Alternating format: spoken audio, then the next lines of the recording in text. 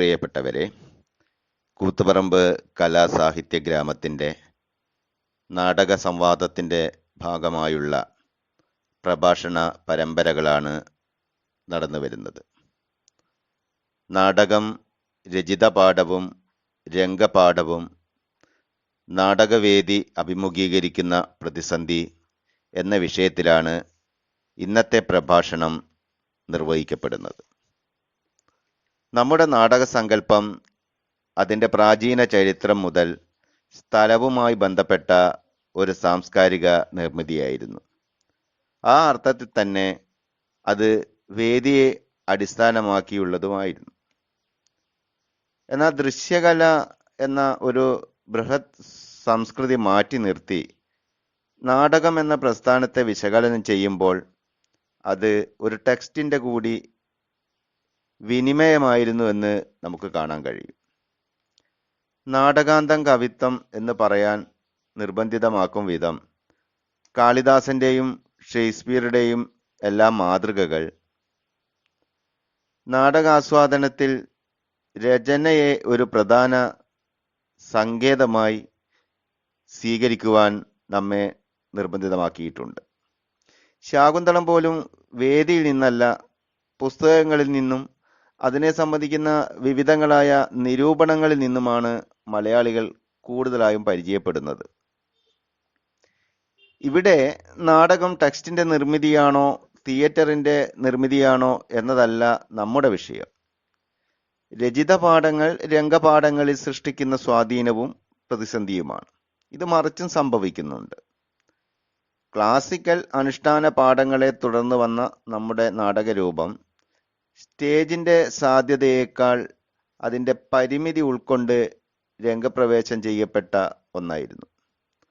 നാടകാനന്തരം ചലച്ചിത്രം ഒരു ജനപ്രിയ കലയായി മാറിയപ്പോൾ ആദ്യം അത് നാടകത്തെ അനുകരിക്കുന്ന പ്രവണതയാണ് കണ്ടതെങ്കിൽ ഇന്ന് നമ്മുടെ പ്രൊഫഷണൽ നാടകരംഗം സിനിമയുടെ ആവേഗത്തെ അനുകരിക്കാനുള്ള ഒരു വ്യഗ്രതയാണ് പ്രകടിപ്പിച്ചു വരുന്നത്.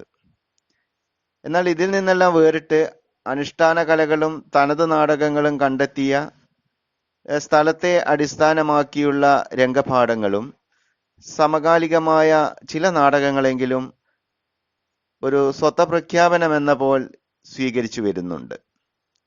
ഈ അർത്ഥത്തിൽ നാടകം, സാഹിത്യം, കല എന്നീ അവസ്ഥാന്തരങ്ങളിൽ അനുഭവിച്ചു വരുന്ന സൃഷ്ടിപരമായ പ്രതിസന്ധികൾ അവധാനതയോടെ വിശകലനം ചെയ്യുവാൻ എന്തുകൊണ്ടും പ്രാപ്തനായ ഒരു നാടക പ്രവർത്തകനാണ് നമ്മുടെ മുന്നിൽ രചിത പാഠവും രംഗപാഠവും നാടകവേദി അഭിമുഖീകരിക്കുന്ന പ്രശ്നങ്ങൾ എന്ന വിഷയം അവതരിപ്പിക്കുന്ന ഡോക്ടർ ജെയിംസ് പോൾ സാർ. നാടക രചയിതാവ്, സംവിധായകൻ, നടൻ, അതിലുപരി നാടക ഗവേഷകൻ എന്നീ നിലകളിൽ ഈ മാധ്യമത്തെ സംബന്ധിക്കുന്ന ഏതൊരു വിഷയത്തിലും കൃതഹസ്തനായ ഡോക്ടർ ജെയിംസ് പോൾ സാറിനെ ഈ വിഷയം അവതരിപ്പിക്കുന്നതിന് വേണ്ടി ആദരപൂർവം ക്ഷണിക്കുകയാണ്. രചിത പാഠവും രംഗപാഠവും മലയാള നാടകവേദി അഭിമുഖീകരിക്കുന്ന പ്രതിസന്ധികളെ കുറിച്ച് ചില കാര്യങ്ങൾ നിങ്ങളുടെ മുമ്പിൽ സംസാരിക്കാൻ ഈ സന്ദർഭം അനുകൂലമാണ് എന്ന് ഞാൻ വിചാരിക്കുന്നു. തീർച്ചയായിട്ടും നാടകം കാണാത്ത മനുഷ്യർ ഈ ലോകത്ത് വളരെ കുറവായിരിക്കും. നാടകം അരങ്ങിൽ രൂപപ്പെട്ട് അരങ്ങിൽ വെച്ച് തന്നെ ആസ്വാദക മനസ്സുകളിലേക്ക് കയറുന്ന ഒരു കലാരൂപമായിട്ടാണ് പൊതുവെ വീക്ഷിക്കപ്പെടുന്നത്. ഈ നാടകങ്ങൾക്ക് രചിത പാഠം, രംഗപാഠം എന്ന രണ്ട് തലങ്ങൾ ഉണ്ടായി വന്ന ചില സാഹചര്യങ്ങൾ അടിസ്ഥാനപരമായിട്ടും നമ്മൾ വിശകലനത്തിന് വിധേയമാക്കേണ്ടതുണ്ട്. സാധാരണ നിലയിൽ നാടകം ഒരു സാഹിത്യ രൂപം എന്ന നിലയിൽ വായിച്ചു പോകാം. അങ്ങനെ നാടകത്തിന്റെ വായനക്കാരുടെ ഒരു തലമുണ്ട്. ആധുനിക നാടകവേദിയിൽ ഇതിന്റെ പാഠങ്ങൾ രണ്ടും വ്യത്യസ്തമായോ അല്ലെങ്കിൽ സമാന്തരമായോ സഞ്ചരിക്കുന്ന അവസ്ഥയാണ് ഉള്ളത് എന്ന് ആമുഖമായിട്ട് തന്നെ ഞാൻ പറയട്ടെ. നമ്മളിപ്പോൾ അതിനൊരു ഉദാഹരണമായിട്ട് എടുത്ത ഒരു സിനിമ, അത് സമ്പൂർണമായും ഒരു ദൃശ്യാനുഭവ മാധ്യമമാണ്. അത് അഭ്രപാളിയിലോ അല്ലെങ്കിൽ ഇപ്പോൾ നമ്മൾ കാണുന്ന തരത്തിലുള്ള ഡിജിറ്റൽ വിദ്യ ഉപയോഗിച്ചുള്ള സ്ക്രീനിലോ പ്രത്യക്ഷപ്പെടുമ്പോൾ നമ്മൾ ആസ്വദിക്കുന്നതാണ്. എന്നാൽ അത് രൂപപ്പെടുത്തിയെടുക്കാൻ ആവശ്യമായ ഒരു തിരക്കഥ നേരത്തെ തന്നെ തയ്യാറാക്കപ്പെടുന്നുണ്ട്. ഈ തിരക്കഥ അഥവാ സ്ക്രീൻ പ്ലേ എന്ന് പറയുന്നത് അതിന്റെ ഒരു തരത്തിലുള്ള രചിത പാഠമാണ്. ഈ രചിത പാഠം യഥാർത്ഥത്തിൽ ഒരു സാഹിത്യ രൂപം എന്ന നിലയിൽ അതിന് വായനക്കാരുണ്ടായി വന്നത് ഈ ആധുനിക കാലഘട്ടത്തിലാണ്. തിരക്കഥകൾ പഠന വിഷയമാവുകയും തിരക്കഥകൾ വായിച്ച് അതിന്റെ സാധ്യതകൾ മനസ്സിലാക്കുകയും പഠിക്കുകയും ചിലപ്പോഴൊക്കെ ആസ്വാദനക്ഷമമാവുകയും ചെയ്ത അവസ്ഥ ഉണ്ടായി വരുന്നുണ്ട്. അത് ഈ അടുത്ത കാലത്താണ് നമ്മൾ ഏറ്റവും കൂടുതലായിട്ട് കാണുന്നത്. മുൻകാലങ്ങളിൽ അവതരിപ്പിക്കപ്പെടുന്ന സിനിമകളുടെ ഒന്നും തിരക്കഥകൾ അങ്ങനെ പ്രസിദ്ധീകരിച്ച് പ്രകാശനം ചെയ്യുന്ന രീതികൾ ഉണ്ടായിരുന്നില്ല. എന്നതുപോലെ തന്നെയാണ് നാടകത്തിന്റെയും അവസ്ഥ. മുൻകാലങ്ങളിൽ ആളുകൾ നാടകം കാണുന്നു, കുറെ ആളുകൾ നാടക സാഹിത്യങ്ങൾ വായിക്കുന്നു എന്നതിനപ്പുറത്തേക്ക് ഈ തരത്തിൽ സൈദ്ധാന്തികമായി നാടകകൃതിയെ അതിന്റെ രംഗപാഠവും രചിതപാഠവുമായി വേർതിരിച്ചുകൊണ്ടുള്ള ഒരുതരം വിശകലന രീതി പുതിയതായിട്ട് ഉയർന്നു വന്നതാണ് എന്നാണ് ഞാൻ ആമുഖമായിട്ട് തന്നെ പറയാൻ ആഗ്രഹിക്കുന്നത്. അങ്ങനെ വരുമ്പോൾ നാടകം ഒരു സാഹിത്യ രൂപമാണോ അതോ കേവലം ഒരു കലാരൂപമാണോ? ഈ ഒരു ചർച്ച നമ്മൾ ഇവിടെ ഇതിനൊരു ഫോക്കസ് പോയിന്റ് ആയിട്ട് നമ്മൾ കാണുകയാണ്. ഒരു അവതരണ കല എന്ന നിലയിൽ തന്നെയാണ് എക്കാലവും നാടകം പരിഗണിക്കപ്പെട്ടിരുന്നത്. അരങ്ങിലാണ് അത് സംഭവിക്കുന്നത്. വളരെ പുരാതന കാലം മുതൽ തന്നെ നാടകങ്ങൾ അരങ്ങിൽ അവതരിപ്പിക്കപ്പെട്ടിരുന്നതിന് ചരിത്രപരമായ തെളിവുകളുണ്ട്. പ്രാചീന പാശ്ചാത്യ നാടകവേദിയിലും ഭാരതീയ നാടകവേദിയിലും ധാരാളം നാടകങ്ങൾ അവതരിപ്പിക്കപ്പെട്ടിരുന്ന ആ പഴയ കാലത്തിന്റെ ചരിത്രം യവന നാടകവേദിയും സോഫോക്ലീസും യൂറിപ്പിഡീസും എല്ലാം ചേർന്ന് അവിടെ അവതരിപ്പിക്കപ്പെട്ട നാടകങ്ങളും ഭാസനും കാളിദാസനും ഭവഭൂതിയും എല്ലാം ചേർന്ന് രൂപപ്പെടുത്തിയിരുന്ന ഭാരതീയ നാടകവേദിയിലെ നാടകങ്ങളും ഇത്ര നൂറ്റാണ്ടുകൾക്ക് ശേഷവും ഓർത്തെടുക്കുകയും പുനരവതരണങ്ങൾക്ക് പ്രയോജനപ്പെടുത്തുകയും ഒക്കെ ചെയ്യുന്നത് ആ നാടകങ്ങളുടെ ഒക്കെ സുഘടിതമായ രചിത പാഠങ്ങൾ തലമുറകളിൽ നിന്നും തലമുറകളിലേക്ക് കൈമാറിയത് കൊണ്ടാണ്. മധ്യകാലത്തിലെ ഷേക്സ്പിയർ നാടകങ്ങളുടെ കാര്യം നമുക്കെടുക്കാം. ഷേക്സ്പിയർ നാടകങ്ങളുടെ രചിത പാഠം ലോക സാഹിത്യങ്ങളുടെ ഗണത്തിലാണ് പെടുത്തിയിട്ടുള്ളത്. അത് നമ്മൾ ഓർക്കണം. ആ കൃതികളൊക്കെ ഒരേ സമയം മികച്ച അവതരണങ്ങൾക്കും ഒപ്പം പാരായണത്തിനും പാത്രീഭൂതമാകുന്നു എന്ന യാഥാർത്ഥ്യം മനസ്സിലാക്കുമ്പോൾ വർത്തമാനകാലത്തിൽ, അതായത് ഇപ്പോൾ നാടകരചനയ്ക്ക് എന്താണ് സംഭവിച്ചുകൊണ്ടിരിക്കുന്നത് എന്ന് നമ്മൾ അല്പം വിശകലന ബുദ്ധിയോടെയും അല്പം വിമർശന ബുദ്ധിയോടെയും മനസ്സിലാക്കേണ്ടതുണ്ട് എന്നാണ് ആദ്യമേ തന്നെ എനിക്ക് പറയാനുള്ളത്. യഥാർത്ഥ നാടകവേദി റിയലിസ്റ്റിക് തിയേറ്റർ രൂപപ്പെട്ട യൂറോപ്യൻ നാടുകളിൽ ഹെൻറിക് ഇബ്സന്റെയും ആന്റൺ ചെക്കോവിന്റെയും ഒക്കെ നാടകങ്ങൾ അവതരിപ്പിച്ച് കണ്ടിട്ടല്ല കേരളീയ വായനാ സമൂഹം പരിചയപ്പെട്ടതും ആസ്വദിച്ചതും. പിന്നീട് അബ്സേർഡ് തിയേറ്ററിലും എപ്പിക് തിയേറ്ററിലും ഒക്കെ നാടകങ്ങൾ ലോകവ്യാപകമായി അവതരിപ്പിക്കപ്പെടുകയുണ്ടായി. അവയുടെയും കൃതികൾ ലോകത്തെങ്ങും വായിക്കപ്പെട്ടതുപോലെ നമ്മൾ ഈ കേരളത്തിലും വായിച്ചിട്ടുണ്ട്. കുറേയധികം നാടകങ്ങൾ അവതരണത്തിനായിട്ട് പ്രയോജനപ്പെടുത്തിയിട്ടുമുണ്ട്. ഇന്നും വായിച്ചുകൊണ്ടിരിക്കുന്നു. പാശ്ചാത്യ നാടകവേദിയിൽ പുതിയ നാടകരചനകളെ വളരെ ആവേശത്തോടുകൂടെ തന്നെ, ഞാൻ പറയുന്നത് രചനകളെയാണ്, നാടകങ്ങളെ എന്നല്ല, നാടകരചനകളെ ആവേശത്തോടു കൂടി തന്നെ നാടകാസ്വാദകർ സ്വീകരിച്ചു കൊണ്ടിരിക്കുന്നുണ്ട്. മലയാളത്തിൽ എഴുതപ്പെടുന്നതും പ്രസിദ്ധീകരിക്കപ്പെടുന്നതുമായ നാടകങ്ങളുടെ എണ്ണം ഗണ്യമായി കുറഞ്ഞു വരുന്ന ഒരു കാലഘട്ടത്തിലൂടെയാണ് നാം കടന്നു പോകുന്നത്.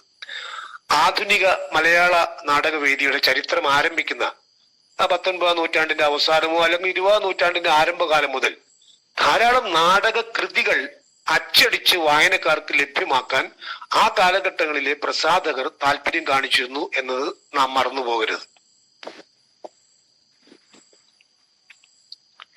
ആദ്യകാല നാടകകൃത്തുക്കളായിട്ടുള്ള എൻ കൃഷ്ണപിള്ള, അതുപോലെ N N Pillai, Thoppil Bhasi, K T Muhammad,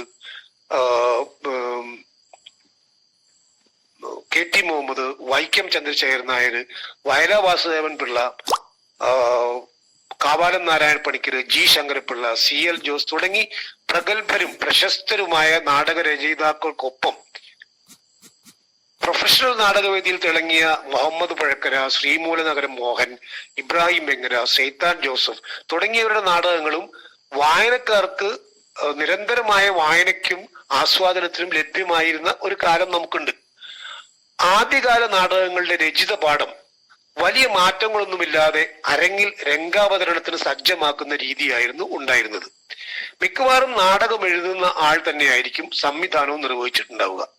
ഇനി വേറൊരാളാണ് സംവിധാനം നിർവഹിക്കുന്നതെങ്കിലും ഈ രചിത പാഠത്തിൽ നിന്നും അധികമൊന്നും വ്യതിചലിക്കാതെ നാടകകൃത്ത് കൃതിയിലൂടെ വ്യക്തമാക്കാൻ ഉദ്ദേശിച്ച സന്ദേശം ഏറെക്കുറെ അതേപോലെ തന്നെ പ്രേക്ഷകരിൽ എത്തിക്കാനുള്ള ശ്രമമാണ് നടക്കാറുണ്ടായിരുന്നത്. രംഗസജ്ജീകരണം, രംഗചലനങ്ങൾ, വെളിച്ചം, പ്രകാശ യോജനം, സംഗീതം, മറ്റ് ശബ്ദ ക്രമീകരണങ്ങൾ മുതലായവയെ പറ്റി എല്ലാം വളരെ വിശദമായി തന്നെ നാടകകൃത്ത് ആ കാലഘട്ടങ്ങളിലെ കൃതികളിൽ പ്രതിപാദിച്ചിട്ടുള്ളത് നാം വായിച്ചിട്ടുണ്ട്. 70കളോടെയാണ് മലയാള നാടകവേദിയിൽ സംവിധായകൻ ഒരു അനിവാര്യ സാന്നിധ്യമായിട്ട് മാറുന്നത്. അപ്പൊ അതുവരെ നാടകങ്ങൾ രചിച്ചിരുന്ന ആളുകളൊക്കെ തന്നെ മിക്കവാറും സംവിധായകരുമായിരുന്നു. അങ്ങനെ വേണം നമ്മൾ മനസ്സിലാക്കാൻ. ഷേക്സ്പിയറിന്റെ കാലഘട്ടത്തിൽ ഷേക്സ്പിയർ അല്ലാതെ മറ്റൊരു സംവിധായകൻ ഉണ്ടായിരുന്നോ എന്നുള്ളത് എവിടെയും നമ്മൾ വായിക്കുന്നില്ല. ഷേക്സ്പിയർ ജീവിച്ചിരുന്ന കാലത്ത് തന്നെ അദ്ദേഹത്തിന്റെ മിക്കവാറും നാടകങ്ങളൊക്കെ അവതരിപ്പിക്കപ്പെട്ടിട്ടുണ്ട്. അപ്പൊ അതുകൊണ്ട് തന്നെ അദ്ദേഹവും ആ അരങ്ങിന്റെ ഒരു ഭാഗമായിട്ട് പ്രവർത്തിച്ചിരുന്നു. കേവലം എഴുത്തുകാരനായിട്ടായിരിക്കില്ല, അതിനെയൊക്കെ ഏകോപിപ്പിക്കുന്ന ഒരു സംവിധായകന്റെ ഒരു ചരട് അദ്ദേഹത്തിന്റെ കയ്യിലുണ്ടായിരുന്നു എന്ന് നമ്മൾ മനസ്സിലാക്കണം. അപ്പൊ രചിത പാഠങ്ങളുടെ രംഗവ്യാഖ്യാനമായി നാടകത്തിന്റെ കൃതികൾ ഉപയോഗിക്കപ്പെട്ടു തുടങ്ങിയത് ഈ 70കൾക്ക് ശേഷമാണ് മലയാളത്തിൽ എന്ന് പറയാം. അതായത് ഈ സംവിധായകന്റെ രംഗപ്രവേശത്തോടു കൂടി ദൃശ്യഭാഷയെക്കുറിച്ചുള്ള ചർച്ചകൾ കുറെ കൂടി മൂർത്തമായി. നാടകകൃതിയിൽ മുന്നോട്ട് വയ്ക്കപ്പെട്ട ആശയങ്ങൾ പലപ്പോഴും സംവിധായകന്റെ വ്യാഖ്യാനത്തിൽ വേറിട്ടതും ശക്തവുമായ ദൃശ്യാനുഭവങ്ങളാണ് പ്രദാനം ചെയ്തത്. 70-80കളിൽ അതിശക്തമായ നാടകരചനകളുമായി മലയാള നാടകവേദിയിൽ രംഗപ്രവേശനം ചെയ്ത എഴുത്തുകാരുടെ നാടകരചനകൾ N Prabhakaran, P M Taj, N Sasidharan, T M Abraham തുടങ്ങിയ ആളുകളാണ് ആ കാലഘട്ടങ്ങളിൽ പുതിയ ഒരു നാടക ബോധവുമായി, പുതിയ പ്രമേയങ്ങളുമായി, പുതിയ സങ്കേതങ്ങളുമായിട്ടൊക്കെ രംഗത്ത് വരുന്നത്. ഇത്തരം ആളുകളുടെ രചനകൾ മികച്ച സംവിധായകരുടെ പരിചരണങ്ങൾക്ക് വിധേയമായിട്ടുണ്ട്. ആ നാടകങ്ങൾ പുതിയ നാടകാവബോധത്തിന്റെയും നവീനമായ ദൃശ്യാഖ്യാനത്തിന്റെയും മികച്ച ഉദാഹരണങ്ങളായി മാറി. രചിത പാഠത്തിന് രംഗപാഠം രൂപപ്പെടുത്തുമ്പോൾ രചനയിലെ അർത്ഥതലങ്ങൾ കൂടുതൽ വികസിക്കുകയും ദൃശ്യാത്മകതയിലേക്ക് പരിവർത്തിപ്പിക്കുമ്പോൾ കേവല വായനാതലത്തിൽ അനുഭൂതിജന്യമാവാത്ത ഒട്ടൊരുപാട് കാഴ്ചകൾ പ്രേക്ഷകന് അനുഭവവേദ്യമാക്കാനും സാധിക്കുന്നു. എന്നാൽ 2000 ആണ്ടിന്റെ ആദ്യ ദശകം പിന്നിടുമ്പോൾ നാടക സാഹിത്യത്തിന്റെ സർവ്വതലങ്ങളും മാറുന്നുണ്ട്. നിയതമായ ഒരു രംഗപാഠമില്ലാതെ തന്നെ, എന്ന് പറഞ്ഞാൽ ഒരു നാടകകൃതി രചിക്കാതെ തന്നെ നാടകങ്ങൾ അരങ്ങിലെത്തുന്നത് അത്ര അപൂർവമല്ല. സാധാരണമായി തന്നെ നമ്മൾ പലയിടങ്ങളിലും കാണാൻ തുടങ്ങി. അന്യഭാഷകളിൽ നിന്നും പരിഭാഷപ്പെടുത്തിയതും നോവല്, കഥ, കവിത മുതലായവയെ അവലംബിച്ചുള്ളതുമായ നാടകങ്ങൾ അനവധി എണ്ണം അരങ്ങിലെത്തിയ ഒരു കാലഘട്ടമാണിത്. സംവിധായകൻ തയ്യാറാക്കുന്ന രംഗപാഠത്തിനപ്പുറം പാരായണ യോഗ്യമായ നാടകകൃതിയായി, അതായത് വായിക്കാൻ സാധിക്കുന്ന, വായിച്ച് ആസ്വദിക്കാൻ കഴിയുന്ന ഒരു കൃതിയായി ഈ നാടകങ്ങൾ പിന്നീട് വളരെ അപൂർവ എണ്ണം മാത്രമേ പ്രത്യക്ഷപ്പെട്ടുള്ളൂ. മിക്കവാറും നമ്മളത് കാണുന്നത് ബ്രഹത്തിന്റെയൊക്കെ നാടകങ്ങൾ, ബ്രത്തോൾഡ് ബ്രഹത്തിന്റെയൊക്കെ നാടകങ്ങൾ ധാരാളമായിട്ട് മലയാളത്തിലേക്ക് പരിഭാഷപ്പെടുത്തിയിരുന്നു. ചിലരൊക്കെ അത്തരം നാടകങ്ങളെ നേരിട്ട് തന്നെ ഇംഗ്ലീഷ് ഭാഷയിൽ നിന്നും മറ്റും സ്വീകരിച്ചിട്ട് അതിന്റെ കേരളീയമായ ഒരു രംഗ വ്യാഖ്യാനം നടത്താനുള്ള ശ്രമങ്ങളൊക്കെ ഉണ്ടായി. അപ്പൊ അങ്ങനെ ആ നാടകങ്ങളൊന്നും തന്നെ പക്ഷെ ഒരു വായനാ കൗതുകം ആളുകൾക്ക് ഉണ്ടാക്കി കൊടുത്തില്ല. നമ്മൾ പലപ്പോഴും വായിക്കുമ്പോൾ ഈ ആസ്വാദനത്തിന്റെ രസച്ചരട് മുറിഞ്ഞു പോയാൽ പിന്നെ വായന അവിടെ നിൽക്കും.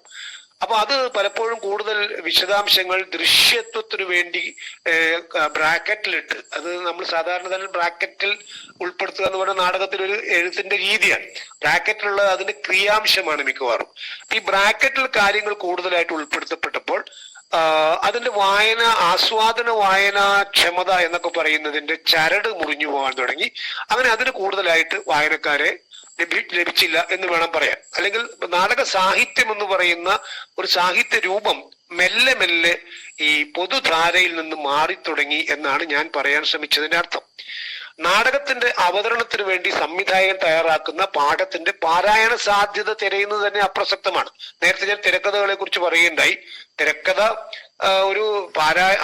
ഒരു ആസ്വാദനത്തിന് വേണ്ടി തിരക്കഥ വായിക്കുക എന്ന് പറയുന്ന അല്പം ശ്രമകരമായ ഒരു തലമാണ്. അപ്പൊ അതുപോലെ തന്നെയാണ് ഈ രംഗപാഠം, തയ്യാറാക്കപ്പെടുന്ന രംഗപാഠം വാസ്തവത്തിൽ അത് എത്രമാത്രം പാരായണ യോഗ്യമാണ് എന്നത് തിരയുന്നതിലുള്ള ഒരു അബ്സൂഡിറ്റിയാണ് ഞാനിവിടെ പറയാൻ ശ്രമിച്ചത്. ഈ പ്രവണതയെ തുടർന്ന് പല നാടകകൃത്തുക്കളെയും രചനകളെ തന്നെ നിസ്സാരമായി കണ്ട് അവതരണങ്ങൾ നടത്താൻ ചില സംവിധായകർ ശ്രമിക്കുകയുണ്ടായി. എന്ന് പറഞ്ഞാൽ നാടകകൃത്തിന് പലപ്പോഴും അപ്രീതി ജനിക്കുന്ന വിധം കൃതികളെ ആകെ അതിന്റെ ഘടനയും അതിന്റെ ആദിമധ്യാന്ത പൊരുത്തങ്ങളെയും ഒക്കെ തന്നെ സിനിമയിലൊക്കെ വളരെ ക്ലിഷ്ടമായ ചില എഡിറ്റിംഗ് പദ്ധതികൾ ഉപയോഗിക്കുന്ന പോലെ അങ്ങോട്ടും ഇങ്ങോട്ടും എല്ലാം എഡിറ്റ് ചെയ്ത് സംവിധായകന്റെ ഒരു രംഗഭാഷ, അയാൾ ആഗ്രഹിക്കുന്ന ഒരു രംഗഭാഷയിലേക്ക് അതിനെ പരിവർത്തിപ്പിക്കാനുള്ള ശ്രമങ്ങൾ നടക്കുകയുണ്ടായി എന്നാണ് ഞാൻ പറഞ്ഞതിന്റെ അർത്ഥം. രചിത പാഠത്തിന്റെ സമ്പൂർണ്ണ നിരാസം തന്നെ ചില സംവിധായകർ സ്വീകരിക്കുകയും എന്നാൽ തങ്ങളുടെ കലാസൃഷ്ടി വളരെ മികച്ച ഒരു ദൃശ്യാനുഭവമാക്കി മാറ്റാൻ ഇക്കൂട്ടർക്ക് കഴിയുകയും ചെയ്തു. ഞാനിവിടെ പറയാൻ ശ്രമിക്കുമ്പോൾ ശ്രദ്ധിക്കേണ്ട ഒരു കാര്യം, രചിത പാഠം അല്ലെങ്കിൽ രംഗഭാഷ രൂപപ്പെടുത്തി സ്വന്തമായ ഒരു രംഗഭാഷ കണ്ടെത്തി രംഗാഖ്യാനം നിർവഹിക്കാൻ ശ്രമിക്കുന്ന സംവിധായകരുടെ കലാസൃഷ്ടികൾ മോശം നിലവാരത്തിലേക്ക് പോയി എന്ന് എപ്പോഴും പറയാൻ കഴിയില്ല. അവയൊക്കെ തന്നെ ആ കാണുന്ന സമയത്ത് വളരെ അധികം ആഹ്ലാദം ജനിപ്പിക്കുന്ന കാഴ്ചകളായിട്ട് തന്നെ മാറുന്നുണ്ട്. നാടകകൃത്തിന്റെ സാന്നിധ്യം തന്നെ നാടകവേദിയിൽ ചോദ്യം ചെയ്യപ്പെടുകയുണ്ടായി എന്നുള്ളതാണ് പുതിയ കാലത്ത് വന്നിട്ടുള്ള ഒരു പ്രത്യേകത. കാരണം ഇങ്ങനെ ഒരു നാടകകൃത്തിന്റെ ആവശ്യമുണ്ടോ, ഇദ്ദേഹം ഇങ്ങനെ ഒരാളായിട്ട് ഇതിനിടയ്ക്ക് നിൽക്കേണ്ടതുണ്ടോ എന്നൊക്കെയുള്ള ചോദ്യങ്ങൾ തന്നെ നാടകകൃത്തിന്റെയും നാടകകൃതിയുടെയും ഒക്കെ നിരാസം നടത്തിക്കൊണ്ട് തന്നെ സംവിധായകർ തങ്ങളുടെ നാടകം സമ്പൂർണമായും സംവിധായകന്റെ കലയാണ് എന്ന് പ്രഖ്യാപിക്കപ്പെട്ട ഒരു കാലത്തിലൂടെ തന്നെയാണ് നമ്മളിപ്പോഴും കടന്നുപോയിക്കൊണ്ടിരിക്കുന്നത്. അങ്ങനെ വരുമ്പോ ഈ കേരളത്തിൽ പ്രധാനമായിട്ട് രണ്ട് ധാരകളുണ്ട് എന്ന് നമുക്കറിയാം. പ്രൊഫഷണൽ ധാരയും അമേച്ചർ ധാരയും. എന്ന് വെച്ചാൽ നാടക പ്രവർത്തനത്തിന്റെ നാടക ആവിഷ്കാരം രണ്ട് ധാരകളിലായിട്ടാണ് പൊതുവെ സംഭവിച്ചു കാണുന്നത്. പ്രൊഫഷണൽ എന്ന് നമ്മൾ പൂർണ്ണമായ അർത്ഥത്തിൽ വിളിക്കാനാകുന്ന കമേഴ്സ്യൽ തിയേറ്റർ എന്ന് പറയുന്ന ഈ പ്രൊഫഷണൽ നാടകവേദിയും അതുപോലെ അമേച്ചർ ധാര, ഈ പ്രൊഫഷണൽ അമേച്ചർ ധാരകളിലായി നിരവധി നാടകകൃത്തുക്കൾ മലയാള നാടകവേദിയിൽ സജീവമായിരുന്ന ഒരു കാലം ഏറെക്കുറെ അവസാനിച്ചിരിക്കുകയാണെന്ന് എന്നാണ് എന്റെ അഭിപ്രായം. അമേച്ചർ നാടകവേദിയിൽ മികച്ച അവതരണങ്ങൾ ഉണ്ടാകുന്നു എന്നത് യാഥാർത്ഥ്യമെങ്കിലും മികച്ച രചനകൾ കൊണ്ട് സാന്നിധ്യം ബോധ്യപ്പെടുത്താൻ നാടകകൃത്തുക്കൾക്ക് കഴിയുന്നില്ല. അവരുടെ സർഗശേഷിയിൽ സംഭവിച്ച എന്തെങ്കിലും കുറവ് കൊണ്ടോ പ്രമേയ സ്വീകരണം സമകാലികമല്ലാതാകുന്നത് കൊണ്ടോ അല്ലാതെ മറിച്ച് പുതിയ രചനകളെ സ്വീകരിച്ച് അവയോട് നീതി പുലർത്തി യഥായോഗ്യം അരങ്ങിൽ അവതരിപ്പിക്കുവാൻ സംവിധായകർ മെനക്കെടുന്നില്ല എന്നുള്ളതാണ് ഒരു പ്രധാനപ്പെട്ട പ്രശ്നമായിട്ട് കാണുന്നത്. പകരം സിനിമയ്ക്ക് സമാനമായ ദൃശ്യവിന്യാസങ്ങൾ സമഞ്ജസിപ്പിച്ച് പ്രേക്ഷകരെ കെട്ടുകാഴ്ചകൾ കൊണ്ട് വിസ്മയിപ്പിക്കുകയും ക്ഷണനേരത്തെ ആസ്വാദന സുഖം അനുഭവിച്ച് സായുജ്യമടയുകയും ചെയ്യുന്നു. ഇവിടെ എനിക്ക് മുൻപ് സംസാരിച്ച ഈ ആമുഖമായി പറഞ്ഞ സജിത്ത് മാഷ് പറഞ്ഞതുപോലെ അങ്ങനെ ഈ അരങ്ങിൽ കൂടുതൽ കാഴ്ചകൾ സൃഷ്ടിക്കുകയും ചിത്രങ്ങൾ വരയ്ക്കുകയും പുക പോലെയുള്ള, ഇപ്പൊ പുക ഒരു നാടകത്തിലെ അനിവാര്യ സാന്നിധ്യമാണ്. വിവിധ കളറിലുള്ള വിവിധ നിറങ്ങളിലുള്ള പുകകളൊക്കെ ഇങ്ങനെ ഉയർത്തി വിട്ടുകൊണ്ട് അന്തരീക്ഷം രൂപപ്പെടുത്തുകയും ഒക്കെ ചെയ്തുകൊണ്ട് ഒരു ആ കാണുന്ന സമയത്തുള്ള ചില ബിഗ് ബഡ്ജറ്റ് സിനിമകളൊക്കെ കാണുന്ന പോലെയുള്ള, ബാഹുബലി പോലുള്ള സിനിമകൾ കാണുന്ന പോലെയുള്ള ചില അത്ഭുതപ്പെടുത്തലുകൾ നടക്കുന്നുണ്ട് ചില നാടകങ്ങളിൽ. എല്ലാ നാടകങ്ങളെയും അങ്ങനെ പറയുന്നില്ല, പക്ഷെ പലപ്പോഴും അവാർഡുകൾക്കും മറ്റുമായി പരിഗണിക്കപ്പെടുന്ന മികച്ച നാടകങ്ങളിൽ ലിസ്റ്റിൽ വരുന്ന നാടകങ്ങളും ഇതിൽ നിന്നും മാറി നിൽക്കുന്നില്ല എന്നുള്ളത് പുതിയ കാലത്തുണ്ടായിട്ടുള്ള ഒരു മാറ്റമായിട്ടാണ് ഞാൻ പറയാൻ ശ്രമിക്കുന്നത്. അമേച്ചർ ധാരയിലും പ്രൊഫഷണൽ ധാരയിലും എഴുതപ്പെടുന്ന നാടകങ്ങൾ രചനാകാരന്റെ താല്പര്യം ഒന്നുകൊണ്ട് മാത്രം പ്രകാശനം ചെയ്യപ്പെടുന്ന അവസ്ഥയാണുള്ളത്. അതായത് നാടക കൃതികൾ ഇന്ന് വായിക്കാൻ ലഭ്യമാകുന്നില്ല. പുതിയ നാടക കൃതികൾ പഴയ കാലത്തെ അപേക്ഷിച്ച് വളരെ കുറച്ച് മാത്രമേ നമ്മുടെ ലൈബ്രറികളിൽ എത്തിപ്പെടുന്നുള്ളൂ. അതിനാകട്ടെ വായനക്കാരുടെ എണ്ണം തുലവും കുറവ് തന്നെയായിരിക്കും. ഇതര സാഹിത്യ കൃതികൾക്ക് ലഭ്യമാകുന്ന ജനപ്രീതിയോ വായനാ സമൂഹമോ നാടക സാഹിത്യത്തിന് ഇപ്പോൾ ലഭിക്കുന്നില്ല. പ്രസാധകരും താരതമ്യേന നാടക കൃതികളോട് മുഖം തിരിഞ്ഞാണ് നിൽക്കുന്നത്. കലാസമിതികളും വായനശാലകളും നാടക കൃതികൾ തേടിപ്പിടിച്ച് കണ്ടെത്തിയിരുന്ന ഒരു ഭൂതകാലം നമുക്കുണ്ട്. വാർഷികങ്ങൾക്കും മറ്റും അവതരിപ്പിക്കാൻ പ്രശസ്തരായ എഴുത്തുകാരുടെ രചനകൾ അനിവാര്യമായിരുന്ന കാലവുമുണ്ട്. ഇന്നിപ്പോൾ മുഖ്യമായും സ്കൂൾ കോളേജ് കലോത്സവങ്ങൾക്ക് മത്സരിക്കാൻ നാടകം എഴുതുന്നവരുടെ ഒരു കൂട്ടമുണ്ട്.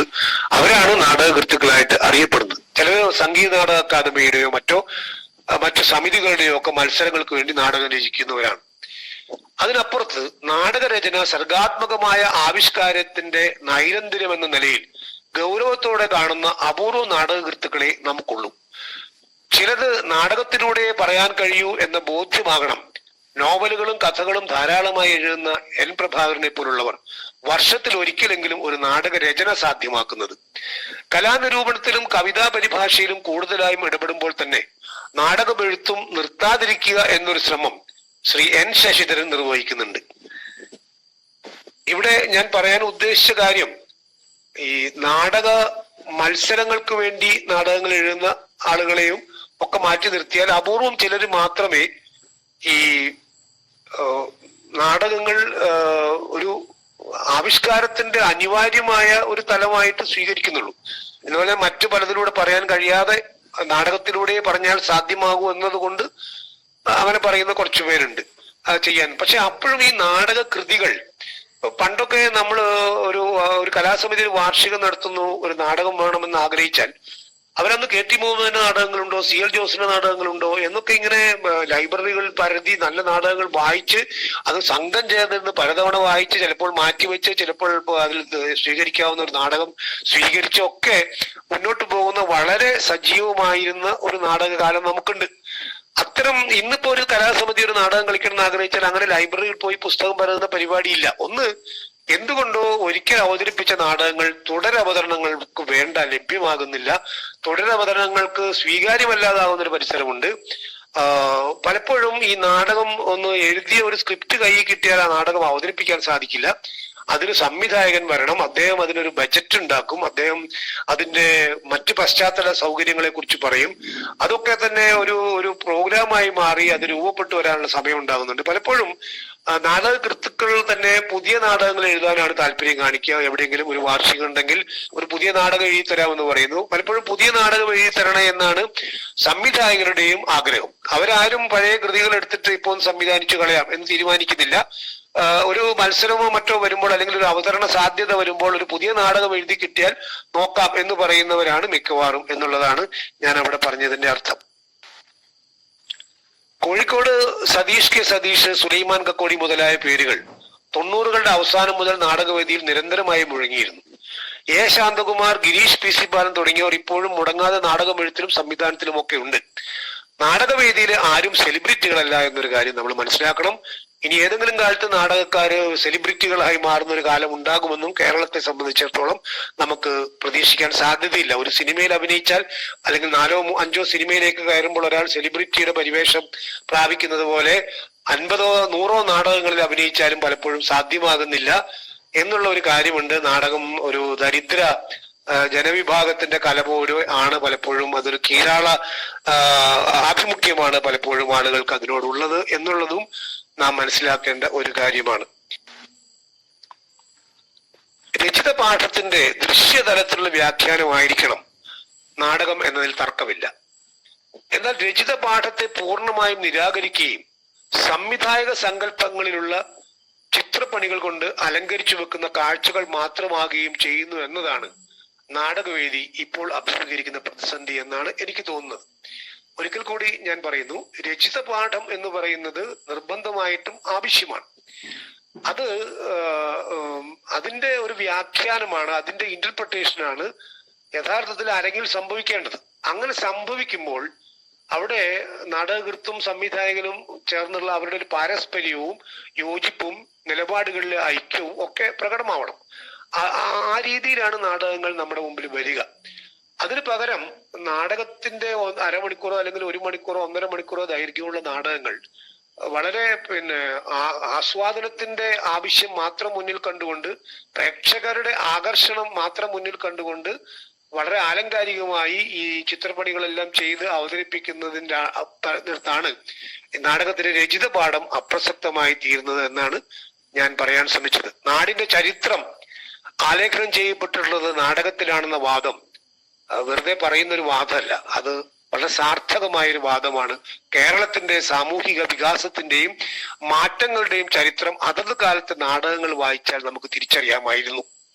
ഇപ്പൊ നമ്മൾ പാട്ടവാക്കിയായാലും നിങ്ങൾ തന്നെ കമ്മ്യൂണിസ്റ്റ് ആക്കിയായാലും അതുപോലെ ഏത് കാലത്തെ നാടകങ്ങൾ എടുത്തോളൂ, ഒരു 80കൾ വരെയുള്ള നാടകങ്ങൾ നമ്മൾ വായിക്കുമ്പോൾ ആ കാലഘട്ടത്തിലെ മനുഷ്യരുടെ ജീവിതാവസ്ഥകൾ എന്തായിരുന്നു എന്ന് നമുക്ക് സ്പഷ്ടമായിട്ട് മനസ്സിലാകുമായിരുന്നു. ഒരുപക്ഷെ PM താജ് എഴുതിക്കൊണ്ടിരുന്ന നാടകങ്ങൾ, അപൂർവം N ശശിധരന്റെയും N പ്രഭാകരന്റെയും ഒക്കെ നാടകങ്ങൾ നമ്മൾ കണ്ടിട്ടുള്ള സമകാലിക ജീവിതത്തിന്റെ ഒരു ചിത്രം നമുക്ക് തീർച്ചയായിട്ടും കാണാൻ കഴിയുന്നുണ്ട് ഈ നാടകങ്ങളിൽ. അപ്പൊ നാടിന്റെ ചരിത്രം എന്ന് പറയുന്നത് ആണ് നമ്മൾ നാടകത്തിൽ വായിക്കുന്നത്. നാടിന്റെ ചരിത്രം വായിക്കാൻ നാടകം വായിച്ചാൽ മതി എന്നുള്ളത് കൊണ്ടായിരിക്കാം ഒരുപക്ഷെ നാടകം നാട്ടകം എന്ന് പറയുന്ന രീതിയിലേക്ക്, നാടിന്റെ അകം കാണിച്ചു തരുന്ന ഒരു കലയാണ് എന്ന രീതിയിലേക്ക് വിവക്ഷിക്കപ്പെട്ടിട്ടുള്ളത് എന്നും ഞാനിവിടെ പറയാൻ ആഗ്രഹിക്കുക. ലോകത്ത് എവിടെയും നാടകത്തിന്റെ ചരിത്രം എന്ന് പറയുന്നത് നാടിന്റെ ചരിത്രമാണ് എന്നുള്ളതാണ്. അല്ലെങ്കിൽ നാടിന്റെ ചരിത്രം, നാടിന്റെ അകമാണ് നാടകങ്ങൾ പ്രകാശിപ്പിച്ചിരുന്നത്, പ്രേക്ഷകരുടെ സമക്ഷം അവതരിപ്പിച്ചിരുന്നത്. എന്നാൽ ഇന്ന് കേരളത്തിന്റെ സാമൂഹ്യ മുന്നേറ്റങ്ങളുടെ ചരിത്രമോ മനുഷ്യ ജീവിതാവസ്ഥയോ നാടകകൃതികളിൽ പരതിയാൽ വളരെ ദുഷ്കരമായിരിക്കും നമുക്ക് കണ്ടെത്താൻ. ഞാൻ ഇന്ന് രചിത പാഠം എന്ന് പറയുന്നത് ഒരു നാടകം, ഒരു നാടകകൃത്ത് എഴുതുമ്പോൾ ആ നാടകം അയാളുടെ ഒരു സർഗ വ്യവഹാരത്തിന്റെ ഭാഗമായിട്ട് എഴുതുന്നതാണ്, ഒരു സർഗാവിഷ്കാരമാണ്. അപ്പൊ അതിനകത്ത് അദ്ദേഹം വളരെ മൂർത്തമായ സംഭാഷണങ്ങളും അതിന്റെ ഇതിവൃത്തത്തിന്റെ ഒക്കെ വളരെ കൃത്യമായ ആദിമധ്യാന്ത പൊരുത്തത്തോടുകൂടിയുള്ള ഇതിവൃത്ത രചനയും ഒക്കെ നിർവഹിച്ചുകൊണ്ട് സാക്ഷാത്കരിക്കപ്പെടുമ്പോൾ അതിനെ തള്ളിക്കളഞ്ഞുകൊണ്ട് പലപ്പോഴും വളരെ നിരുത്തരവാദപരമായി എന്ന് ഞാൻ പറഞ്ഞാൽ അതിശയോക്തിയാവില്ല, അതിനെ പരിഗണിക്കാതെ വേറൊരു തരത്തിലുള്ള രംഗപാഠം കെട്ടിച്ചമച്ചുകൊണ്ട് ആഖ്യാനം നിർവഹിക്കുന്നതാണ് സംവിധായക പക്ഷത്ത് പലപ്പോഴും കാണുന്നത്. എല്ലാവരും എന്ന് ഞാൻ പറയുന്നില്ല, അധിക പക്ഷവും അങ്ങനെയാണ്. മാത്രമല്ല ഇന്ന് നാടകവേദിയിൽ അങ്ങനെ ഒരു ആളില്ല എന്ന് തോന്നുന്നു. കാരണം നാടകകൃത്ത് എന്ന് പറയുന്ന ആൾ എഴുതി കഴിഞ്ഞാൽ പൊക്കോണം, അയാൾക്ക് പിന്നീട് ആ നാടകത്തിന്റെ ഒരു ചർച്ചയിലും അതിന്റെ മുന്നോട്ടുള്ള പോക്കിലും പലപ്പോഴും അവസരം നൽകുന്നില്ല. മറിച്ച് സംവിധായകനായിട്ടുള്ള ആള് ചിട്ടപ്പെടുത്തുന്ന രംഗഭാഷയ്ക്ക് അനുസരിച്ചിട്ടുള്ള കാര്യങ്ങളാണ് അവിടെ നടക്കുക. അപ്പൊ അതുകൊണ്ട് ഈ രചിത പാഠം എന്ന് പറയുന്നത് യഥാർത്ഥത്തിൽ ഈ സമൂഹത്തിൽ നിലനിൽക്കേണ്ട ഒന്നാണ്. നാടക സാഹിത്യങ്ങൾ നാടക ചരിത്രമാണ്. അത് നാടകത്തിന്റെ മാത്രമല്ല, ലോകത്തിന്റെ ചരിത്രമാണ്, മനുഷ്യ ചരിത്രമാണ്, മനുഷ്യ ജീവിതത്തിന്റെ ആഖ്യാനമാണ്. അത് നമുക്ക് നമ്മൾ ചരിത്രം വായിക്കുന്നത് പോലെ തന്നെ ഒരു കാലഘട്ടത്തിന്റെ ചരിത്രം നാടകത്തിൽ നിന്ന് വായിക്കാൻ സാധിക്കണമെങ്കിൽ നമ്മൾ തീർച്ചയായിട്ടും ഈ പറഞ്ഞ നാടക സാഹിത്യങ്ങൾ നിലനിന്നേ പറ്റും. അതിന്റെ ആവിഷ്കാരങ്ങൾ എങ്ങനെയോ ഏത് വിധത്തിലോ ആയിക്കൊള്ളട്ടെ, അത് സംവിധായകന്റെ ഇഷ്ടത്തിനായിക്കൊള്ളട്ടെ, അത് ആ സമയത്ത് കാണുന്ന പ്രേക്ഷകർക്ക് മാത്രമേ അത് മനസ്സിലാക്കേണ്ട ബാധ്യതയുള്ളൂ, അല്ലെങ്കിൽ അതിനെ അംഗീകരിക്കാതിരിക്കുകയോ ചെയ്യേണ്ട ബാധ്യതയുള്ളൂ. ഈ സാഹിത്യം നിലനിൽക്കാതെ പോയാൽ ചരിത്രം നിലനിൽക്കാതെ പോകുമെന്നുള്ളതാണ് ഞാൻ പറയാൻ ശ്രമിച്ചത്. എവിടെയൊക്കെയോ ചില കഷ്ണങ്ങൾ മുറിഞ്ഞുപോയി എന്ന് എനിക്ക് തോന്നുന്നു. ഞാൻ വളരെ ഉൾക്കൊണ്ട് പറഞ്ഞ പല കാര്യങ്ങളും ഇപ്പോഴെന്താണെന്ന് എനിക്ക് ഓർമ്മിക്കാൻ കഴിയുന്നില്ല. ഞാൻ ഇങ്ങനെ ഏകദേശം ഈ ഒരു ആശയത്തോടു കൂടിയാണ് സമാപിപ്പിച്ചതെന്ന് വിചാരിക്കുന്നു. അതായത് നാടക സാഹിത്യം ഇല്ലാതാകുന്നതിലൂടെ നാടിന്റെ അകം എന്താണ് എന്ന് പറയുന്ന ആ കാര്യം ഇല്ലാതാവുകയാണ്. നോവലുകളിലോ കഥകളിലോ നമ്മൾ വായിച്ചെടുക്കുന്നതിന് ഭിന്നമായി കുറെ കൂടി പ്രത്യക്ഷ യാഥാർത്ഥ്യ ബോധം ഉണ്ടാക്കുന്ന വിധത്തിലാണ് നാടക സാഹിത്യത്തിന്റെയും നാടകാവതരണത്തിന്റെയും നിൽപ്പ്. അതുകൊണ്ട് ആ ഒരു അവസ്ഥ ഇല്ലാതാവുക എന്ന് പറഞ്ഞാൽ അതൊരു ദുരന്തമാണ്. ഇന്നിപ്പോൾ സംഭവിച്ചുകൊണ്ടിരിക്കുന്നതും അത് തന്നെയാണ്.